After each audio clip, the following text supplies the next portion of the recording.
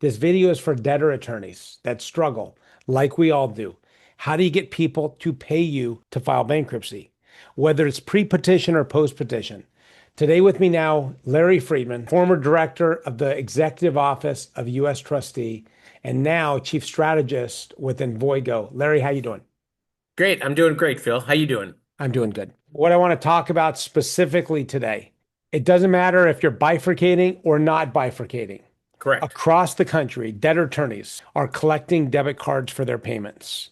And the monthly processing of the credit cards can be daunting. Many of our attorneys have full-time staff, or as I spoke to one last week in NACPA, they have 4 people in collections.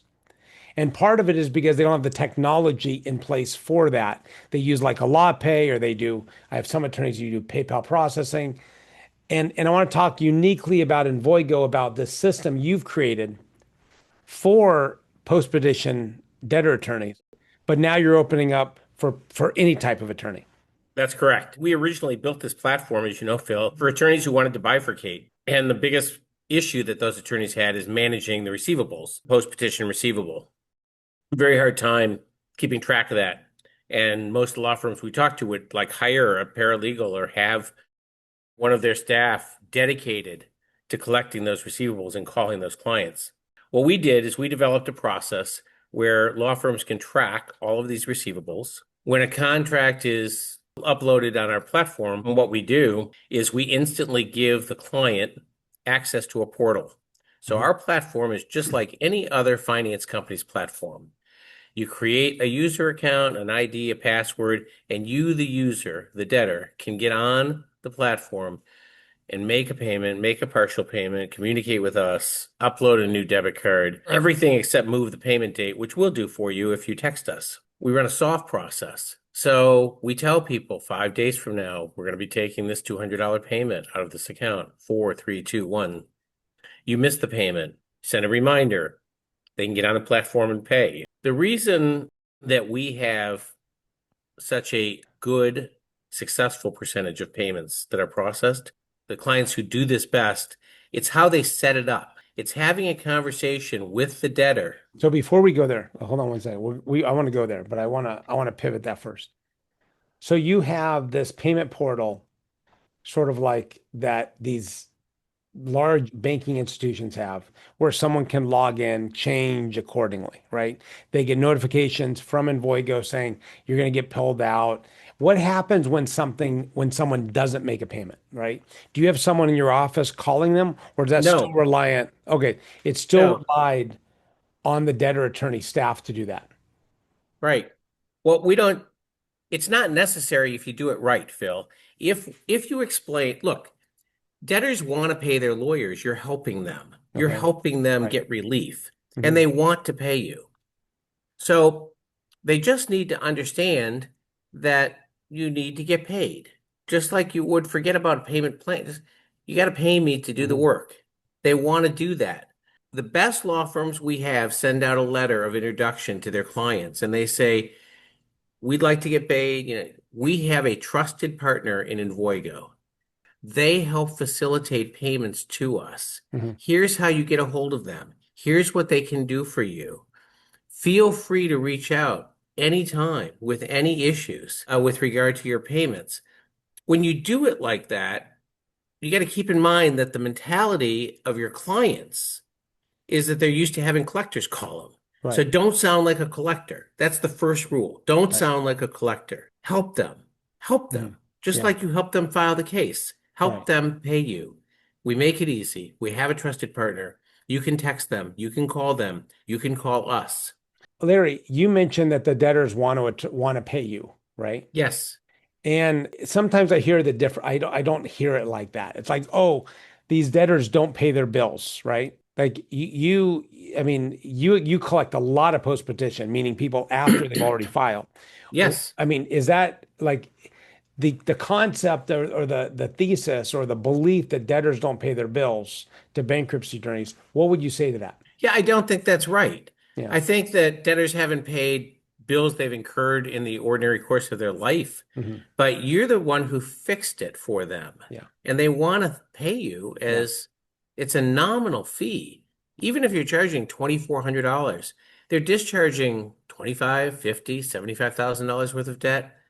They want to pay Well, you for that. and that's something I've heard. When bifurcation came, there was a big question like, oh my gosh, what's going to happen? Right. But the more our attorneys started adopting it, I started realizing, oh my gosh, these people pay by an order of magnitude they pay, right? I hear consistently, tell me if these numbers stand up from what you hear. I hear from my attorneys that do it in-house that collections range typically between 80 to 90% on average. The Yes, real good ones are collecting, 90, 92, 93. 90 plus. Yeah, 90 plus. So that resonates with what you've heard or you've seen in the Oh marketplace, yeah.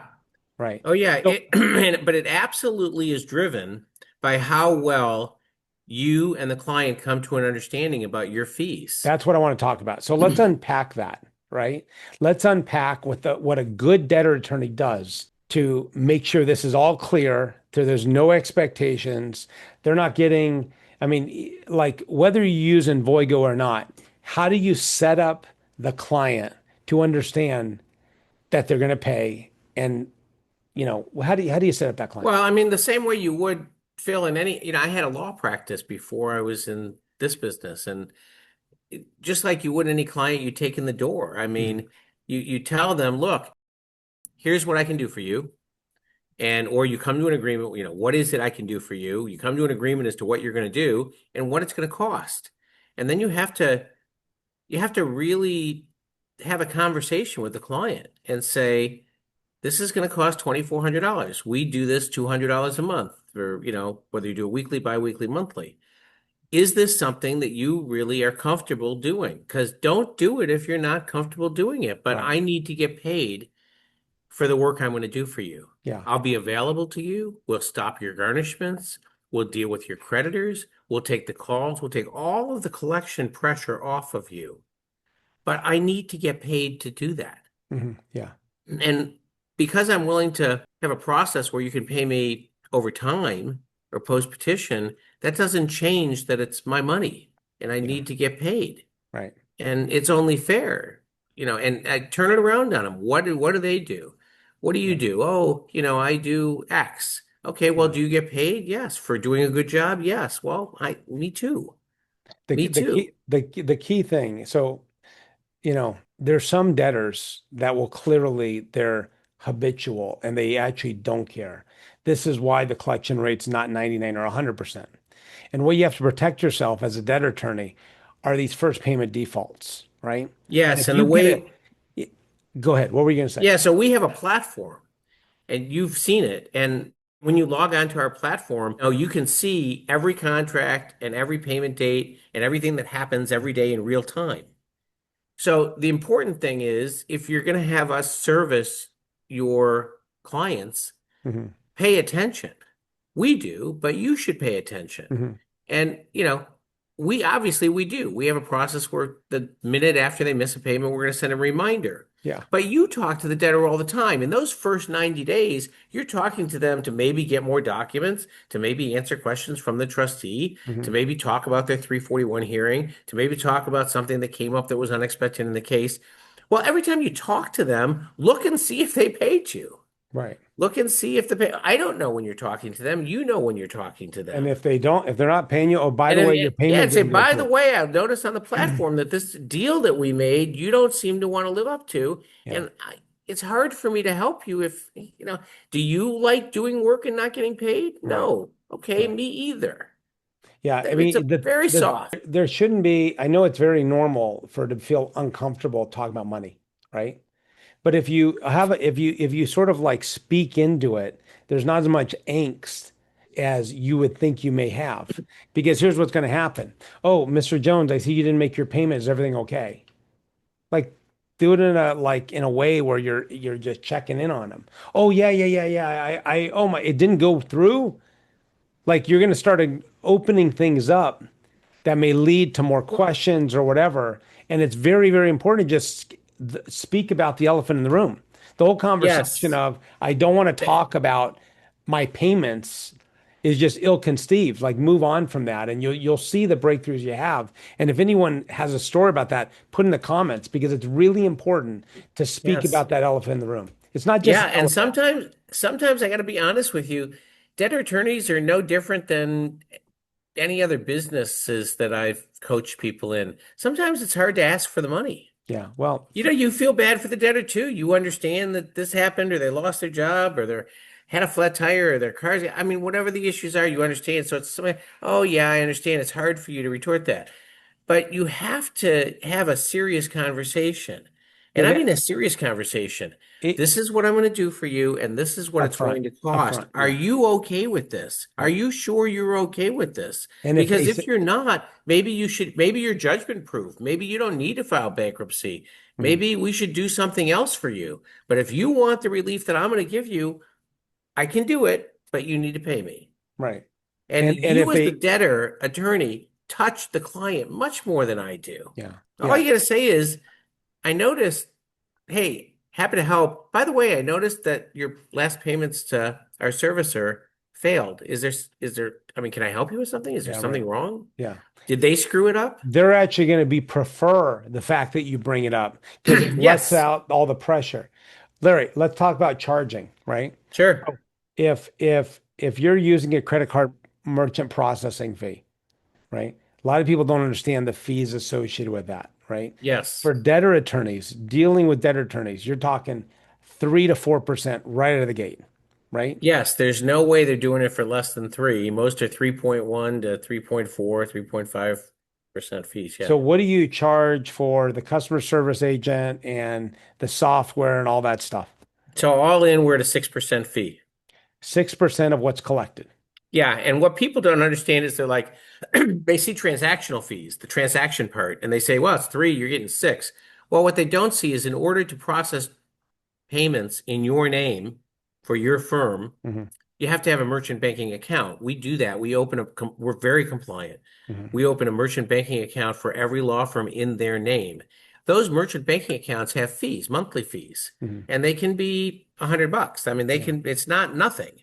Yeah. We pay in that 6%, we're all in. It's the transaction fee plus all of those merchant banking fees and all of the compliance, plus our platform, plus our customer service, all of it, all in 6%. So and ideally, you're not having a staff person follow up with it. Like that's the win. The win is not the cost of the fee, it's the cost of that as well. The main thing which matters is what's the delta. And what I loved with you, we were talking in NACPA, right? Yeah. And I said, well, what attorney really need to do, like, is take, the debtor attorney knows what their collection rate is. You take your current rate, what that collection rate is, give Invoygo 10 or 15 clients and see what that collection rate is. As we Yeah. call it in marketing, an A/B split test. You call it a champion I challenger call at it champion NACPA, challenger. That's right. and we look at the delta. That's what really matters, right? That's right. I like our platform. I pitch it all the time as, I think it's the best. I think it's as good as any other financial services platform out there. But I'm happy to say you have somebody doing this in your office? Sure. 10 accounts. Give us 10, take 10. Yeah, Go 90 days. I love Let's it. see what the rates are. But I'm going to tell you, if you factor in the cost of your FTE, You have that's full-time your full-time employee. employee or your part-time employee, if you factor in all of your costs against what you would pay us to do it, I'm good. I'll do that challenge all day long.